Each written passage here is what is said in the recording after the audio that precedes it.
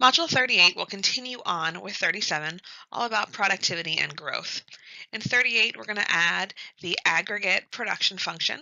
We'll talk about diminishing returns and look at how three different global regions have different rates of growth based on how well they are factoring in the three major things that add to productivity: physical capital, human capital, and technology. The aggregate production function is both an equation and an economic model.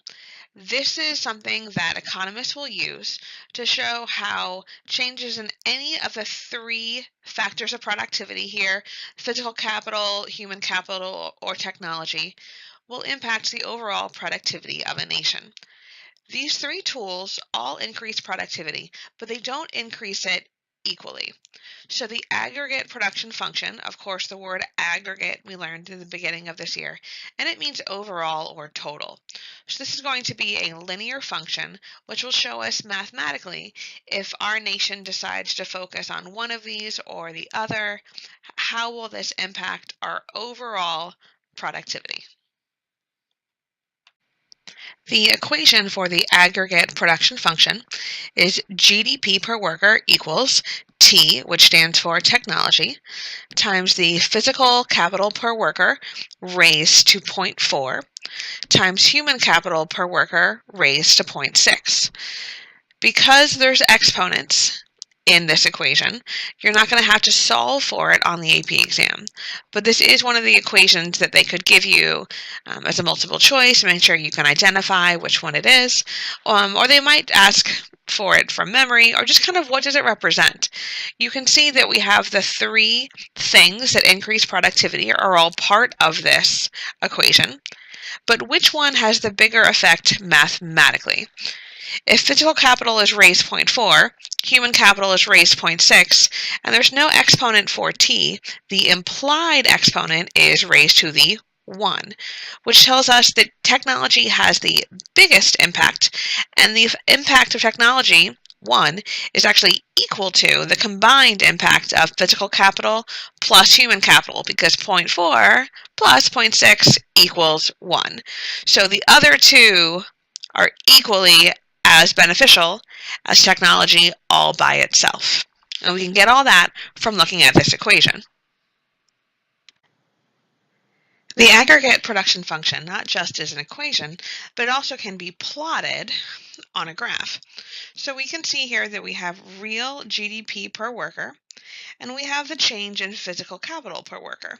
So as we increase the amount of physical capital, the amount of money that we spend investing on tools per each worker, then the productivity of each worker goes up. At $20,000 of physical capital investment, the average worker can produce $30,000 worth of goods. When you increase the physical capital, the amount they can produce in real GDP goes up. Increase it more, it continues to rise. So the idea is along the curve here, as we increase more money into any of these three productivity factors, the aggregate production continues to move upwards and increase. We have a shift on the aggregate production function because at this point we can see the variables are real GDP per worker and physical capital per worker. So when those things are standard, but then you add in technology, the amount that they can make at any level increases. So we can see that at $20,000 of physical capital, old technology is here. Newer technology, there will be an upward shift. An increase in physical capital with old technology or with new technology, and so on and so forth. So adding on more of any of these factors will shift the curve upward. One important thing to keep in mind is that even though when we spent more money in physical capital, the real GDP per worker went up, it went up by a smaller amount each time. There's something called diminishing returns. And this is one of the favorite things that I remember learning about when I was taking economics in college because it's so simple and it makes perfect sense and you can relate it to your everyday life. So the idea is all other things equal.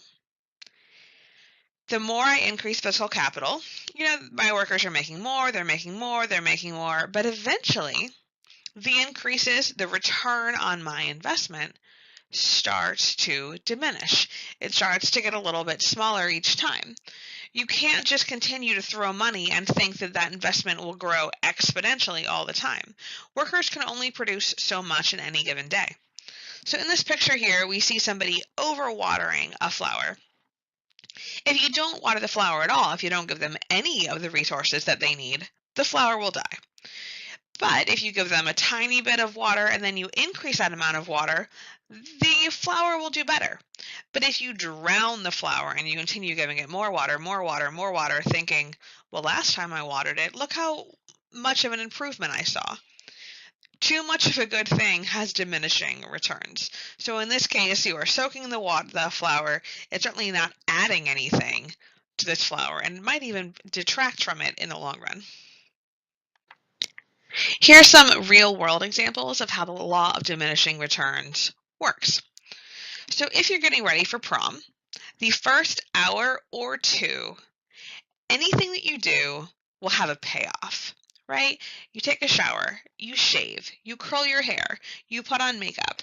So those first few things are going to have a huge return on the investment. They're going to get noticed, people will definitely be able to tell, and you'll feel like, wow, that was time or money well spent. But if you continue spending more money, and more time getting ready, by the 8th or ninth hour, what are you still doing? Like, think about it. What is still left? You pluck that extra hair. I mean, the things that you're doing at that point are not going to have the same payoff as the original things that you did to put into getting ready. If I gave you a calculator to use on your test, especially if it was a test that had a lot of math, that would definitely increase your productive capacity. But if you were given a calculator and an iPad and a laptop and 3 more calculators, the investment that I'm putting into you, I'm not going to get back, am I? Each of those things have diminishing returns. The calculator added something. The iPad added something on top of that too, because now we have the internet. So you're starting to grow, we're having increasing returns, but eventually we hit a point of diminishing returns. By the time we get to the laptop, has it added anything the other tools aren't already giving you? And maybe you need 1 more calculator in case yours dies, but you could use the iPad or the laptop, and 3 more calculators is certainly not going to have a noticeable impact. And the amount of money that I would pay towards giving you those things, I would certainly not get back in terms of the return on my investment and how well you would do on your test. So there's always this point where the first small amounts of time you put in or the first small amounts of money that you put in definitely give you back the return on the investment. But you reach a point where if you put more money in, you're going to get less back. You will get something back, but not as much as you put in. That's diminishing returns. Now let's look at diminishing returns in terms of a chart. So we can see that originally when we're spending $0 in physical capital investment, we're getting nothing back. So there's going to be no change in the real GDP or the output that the workers come up with if I give them nothing in terms of my investment. But if I invest $15,000 in terms of new tools and equipment in these workers, that first investment is going to have a huge payoff. Now, all of a sudden, I gained $30,000 in productivity, right? From what they were giving me before to what they're giving me now, that investment doubled. I put in $15,000, I got $30,000 back. That's awesome. That is a really, really big return on my investment. Right? So I'm thrilled. So I say, okay, well, let me put in $15,000 more dollars. So my total investment is $30,000, but you can see how I'm just going up. I went up plus 15. I'm just going to do 15K for 15,000. The next 15,000 that I put in what is the return on that investment? How much in output did I get from that?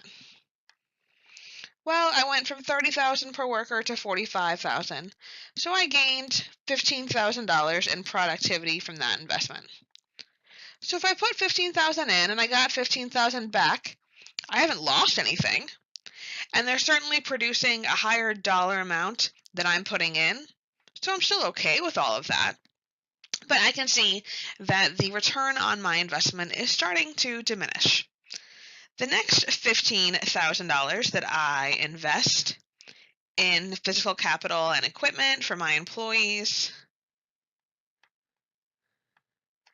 if I go from $45,000 in real GDP to $55,000, I have only gained $10,000 in additional output. So in that case, I invested $15,000 into my workers, and I only got $10,000 back. That's certainly not a good investment. I'm not getting as much back from them as I'm putting in. And we can certainly see that the more money you throw in for physical capital, eventually it leads to diminishing returns. I'm not going to get as much back if I continue to invest money in that category. Now we have another example that's actually in your notes. So here we have office typists are given better and better laptop computers. So these might be receptionists or people that are doing data entry. Either way, we're going to continue to spend money giving them better equipment, in this case, laptop computers.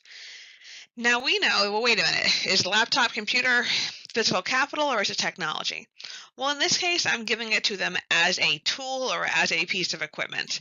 So it's physical capital. Laptops aren't brand new things. It's not this whole concept of you were using paper, now you're using a computer. That would be a drastic change. That would be technology. But in this case, it's just a piece of equipment. It's going to be considered physical capital. So the first $1,000 investment, we gained $4,000 in real output. The second $1,000 investment, we're getting $3,000 back. The next 1,000, we get 2,000 back. Are you seeing what I'm doing here? I'm looking at 9,000 minus 7,000. The gain was 2,000. And the last $1,000 investment, we get $1,000 back. $1,000 back. So the return is diminishing. The output is increasing. The amount that they're making is going up, but it's going up at a smaller amount each time.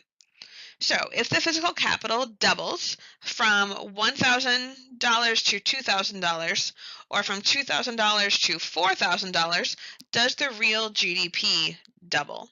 So the first double, it goes from 4,000 to 7,000, so no, that's not doubling. And the next one from 2,000 to 4,000, we change 7 to 10, so that's only 3,000. So no, in neither case does the real output double.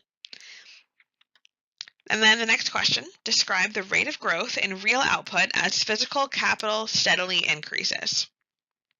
So the real GDP increases, but at a smaller amount each time more money is spent on physical capital. So we're definitely seeing in the real world what diminishing returns looks like.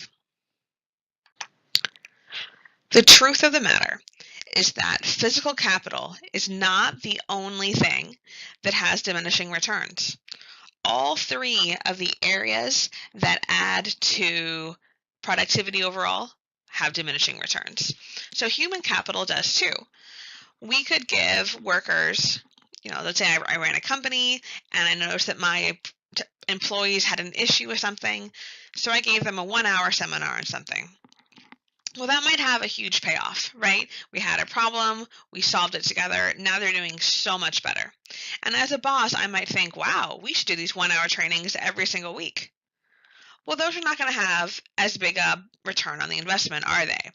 They won't have as big a bang for the buck.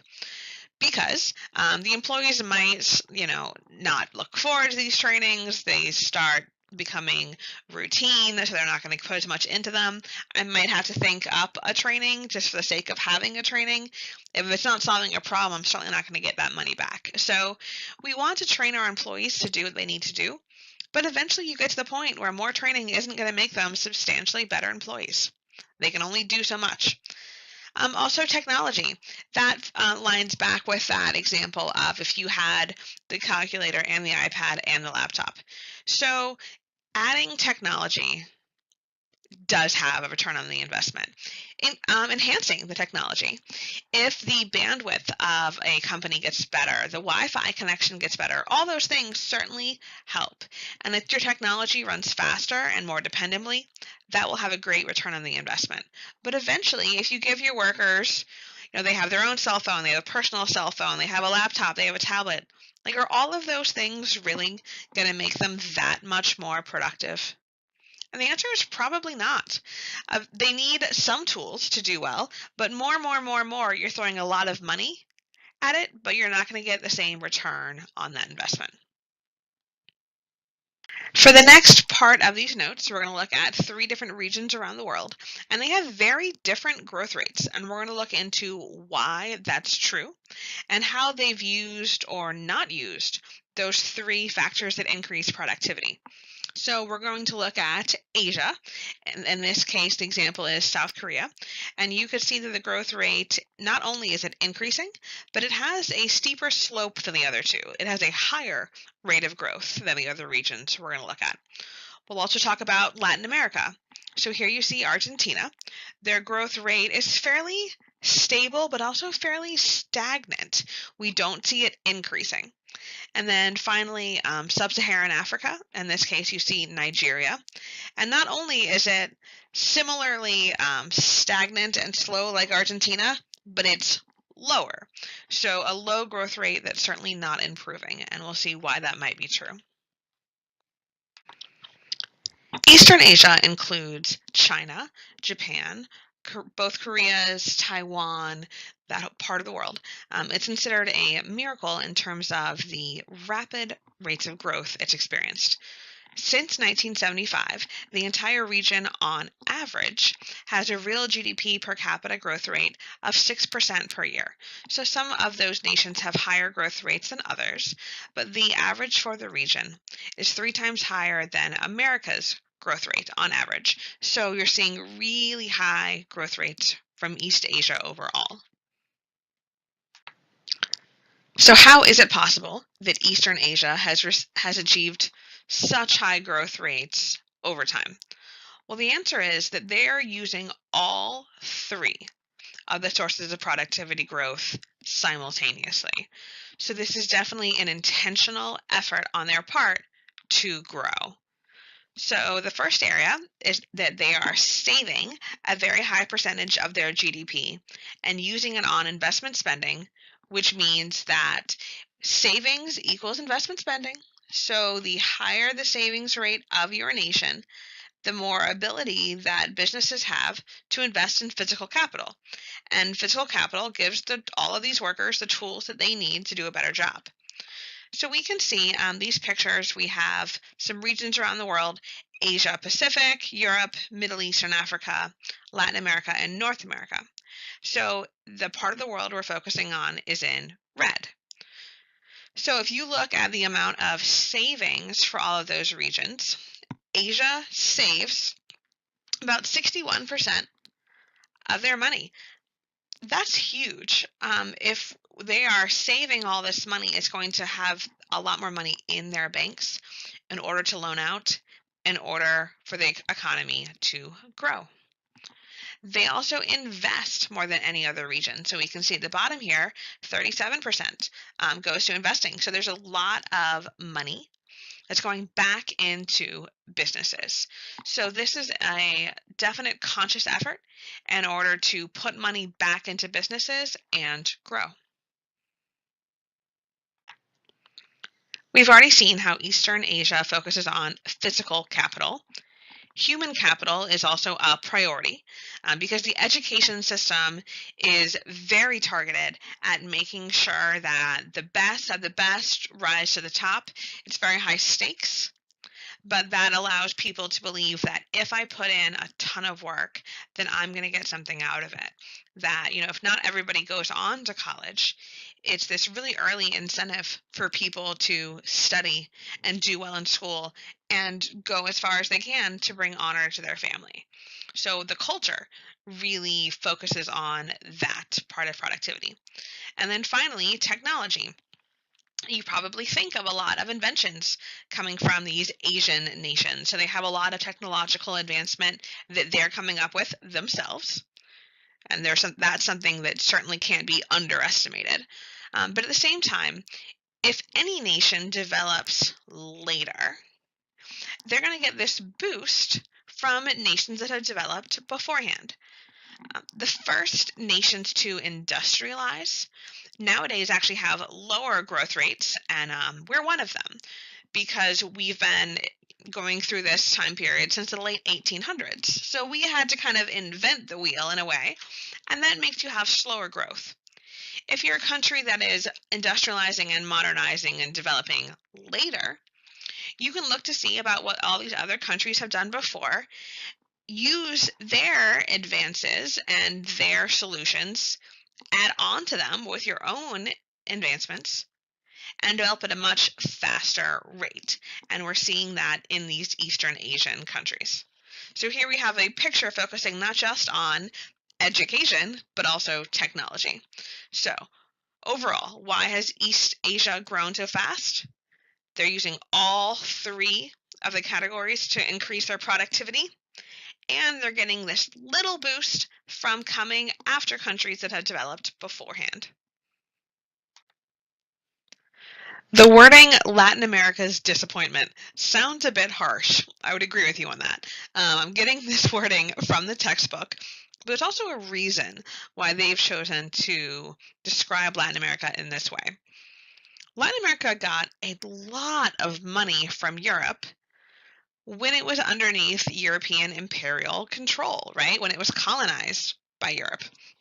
But even afterwards, there were a ton of Western countries that had invested in Latin America, and they saw this area as a huge area of potential. There's so much money that can be made, right? So let's build railroads, let's develop companies, let's throw a bunch of money towards Latin America to get a big return on our investment. So a ton of Western investors send their capital inflows into Latin America, thinking that they would get a lot of money back, and Latin America was supposed to grow and do tremendously well. Well, that hasn't happened. And so those high expectations not coming true has led to this disappointment, because Latin America really has kind of stalled in their growth or stagnated. Most of the reason why can be tied to corruption within a lot of Latin American nations. So if you have a lot of countries where the leaders are being overthrown or they are doing some corrupt practices, a lot of bribery, that's hard for businesses to grow authentically. It can lead to really high inflation rates. The banks can be corrupt. The government itself certainly is corrupt in a lot of these nations. So all of these things, once the world notices this corruption, it's going to decrease the amount of money coming in and capital inflows. And when people don't trust the banks, that's going to hurt businesses' ability to get money, to get loans in order to finance investment spending into physical capital. So that has not been a focus. Human capital has also not been prioritized in terms of nutrition and healthcare and education and all of those things that you need to enhance the quality of the labor force. There has not been a real problem with the quantity of the labor force, but human capital really is going to grow most when the quality increases. And there also hasn't been a large amount of technological growth that's come out of Latin America, especially not when you consider it compared to other parts of the world.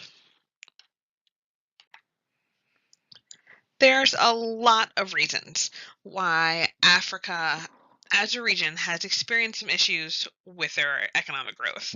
First of all, it's important to realize that sub-Saharan Africa, which means Africa south of the Sahara Desert, is really very separate from northern Africa in all kinds of ways, and economically is one of those ways. So, the real GDP per capita in sub Saharan Africa actually fell 13% from 1980 to 1994.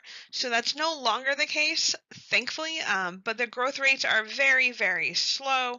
There are still some countries that have negative growth rates, but we can see lots of issues all kind of working hand in hand. And when you have either negative growth or extremely low growth rates, since growth rates normally line up with standard of living, growth rates that are this bad lead to intense poverty. The first major reason why sub-Saharan Africa has experienced such poor growth rates is political instability. So, if your government is unstable, and especially if you have wars that are making the stability of your government called into question. So one group is overthrowing the government, and then the government leads to corruption, and then they get overthrown again later. You can see how not only is this going to be bad for the everyday life in kind of countless ways. Economically, it's bad because when you have civil wars constantly, the labor force gets smaller. So, in terms of human capital, if people are either out fighting wars or being killed, the quantity of the labor force is going to decrease. Certainly, education and healthcare aren't prioritized in times of chaos. So, and if you're in a war-torn nation, maybe people are fleeing, maybe they have to become refugees. They're not going to get preventative medicine. They're not going to get vaccines. They're not going to have access to education. So those things are also going to really hurt human capital. A lot of times, railroads and bridges and roads are some of the first things that are destroyed because the infrastructure might give one side an advantage over another. And so when your infrastructure is destroyed, businesses can't do well, right? They can't count on their workers, but they also can't transport their goods, and they can't receive the inputs and the commodities that they need to produce their products. And they're definitely not going to be able to come up with new inventions and new technologies. And then finally, if you have a really corrupt government, oftentimes the government will seize property. They seize farms, they seize land of the wealthy.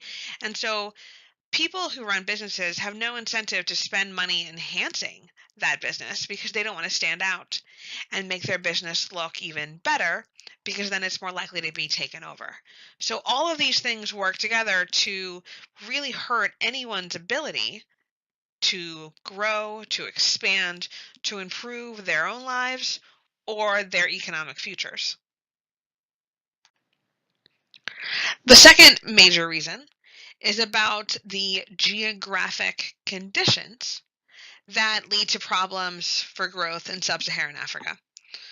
So, malaria is a mosquito-borne virus, and that has been very prevalent in sub-Saharan Africa. There's lots of groups that are working to reduce those rates, but it's still an extremely dangerous and deadly disease that cripples workforces in terms of if you're dealing with it, you certainly can't go to work. And those things. And then, of course, you've heard of HIV as well. So you can see this infographic here.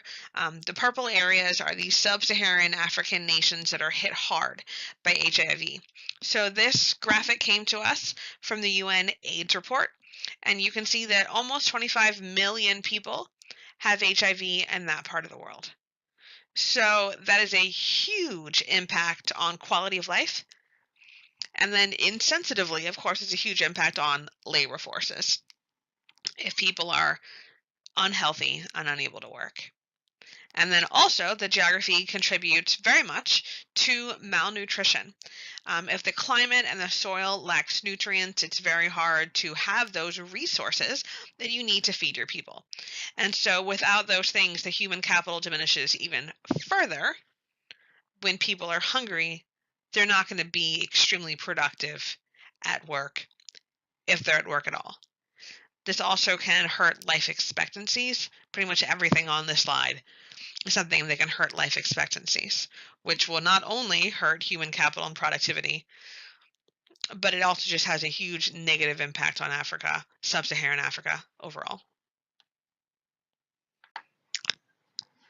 So, why do some nations have much higher rates of growth currently compared to others? The convergence hypothesis is the idea that if things are converging, they're coming together. So basically, countries that develop earlier have lower growth rates because they're having to figure out all of these advancements. Countries that develop later have higher growth rates. They develop faster because they're able to learn from those who came before. So if people that are already developed or developing, have low growth, and the developing nations have high growth, you can see how they will eventually converge. They'll meet in the middle. Sometimes this is called the catch-up effect, that nations that develop later often catch up to nations that developed earlier because they have higher growth rates. The convergence theory is very imperfect. So you can see with wealthy nations, they're starting to kind of come together. You can almost plot this linear line where we see that some of these groups, Japan and Spain, that are developing a little bit later, have lower real GDPs, but they also have higher growth rates. So a higher percentage of growth, even if you have less money now, we're going to start to come together and it will all line up nicely. But the convergence theory is only true when all other things are equal. And the only variable is, when did you start developing? The truth of the matter is, these things are not equal. The amount of education, the quality of education, and the access to it are very different based on where you are around the world. Who's allowed to go to school, till what age, where does it get its funding, are girls allowed to go to school? All these things are not equal.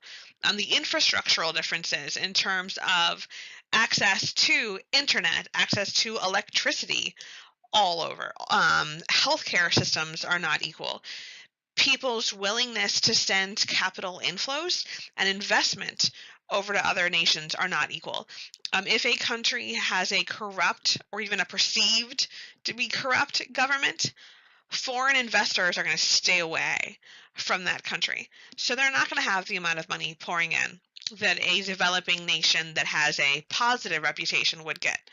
So you can see on the right that if we look at these diverse regions, Africa, even though they don't have a lot of money, you'd think, okay, well, then they're going to have a super high growth rate. But they don't, because these other resources that other countries are getting, they're not getting. Eastern Asia has the same starting point, but a much higher growth rate. Latin America, somewhere in the middle. And then we can see how Western Europe and the United States have higher real GDP per capita, but lower growth rates. But there's certainly not this meeting in the middle that we would hope when you look at the world overall. So the convergence theory only works when other countries are able to catch up because they have the advantages, they have the inflows, they have the infrastructures, and other nations have faith in them that they will be able to grow. All those things really matter when we're talking about countries catching up to each other.